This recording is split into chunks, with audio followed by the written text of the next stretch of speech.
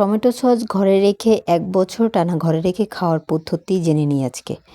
কয়েকদিন পরেই tomato season শেষ হয়ে যাবে। আমরা আর কোনো টমেটো কিনতে পারবো না বা পাবো না। তো দেরি না করে এখনই টমেটো কিনে ঘরে রেখে সস বানিয়ে রেখে দিন। আর এরকম ঘন এবং সুস্বাদু সস কীভাবে বানাবেন সেটাই আজকে জেনে নিই।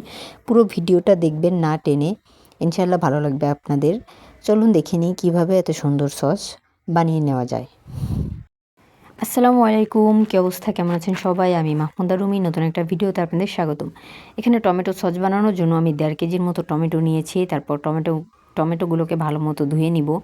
ধুয়ে সেগুলোকে কেটে নিব। সুন্দর মতো টমেটোগুলো ধুয়ে 4 ভাগ করে কেটে নিয়েছি। তারপর চুলাতেও আগুন ধরিয়ে দিয়েছি। চুলাতে কড়াই বসিয়ে দিব। তারপর কড়াইটা গরম হয়ে গেলে এর ভিতরে টমেটোগুলো ঢেলে দিব।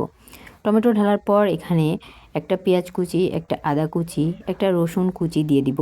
তার সাথে 4টা শুকনা মরিচ, গরম মশলা, সাথে 4টা লং দিয়ে দিব। হাফ কাপ পানি দিয়ে কড়াইটা ঢেকে দিব ঢাকনা দিয়ে।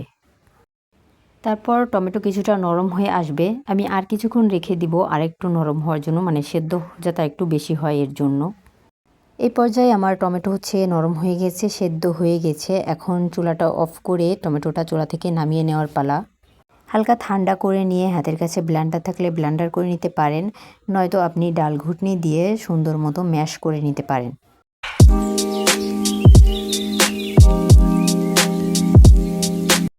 ম্যাশ করে নেওয়ার পর এটাকে আপনি ছাঁকনি দিয়ে বা জালি বা অন্য কিছু ঝুড়ি যাই পারেন সেটাকে দিয়ে এটা একটু ছেঁকে নেবেন।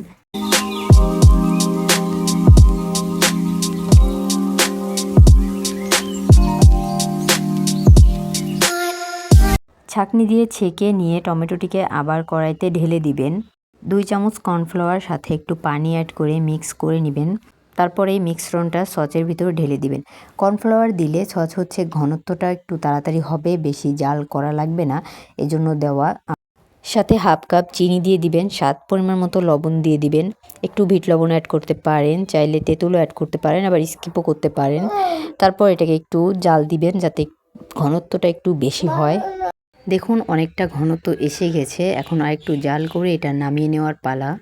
মাশাআল্লাহ, অনেক সুন্দর ঘন এবং টেস্টি সস তৈরি হয়ে গেছে। এখন এটাকে একটু ঠান্ডা করে একটা কাচের বয়মে ঢেলে নেওয়ার পালা।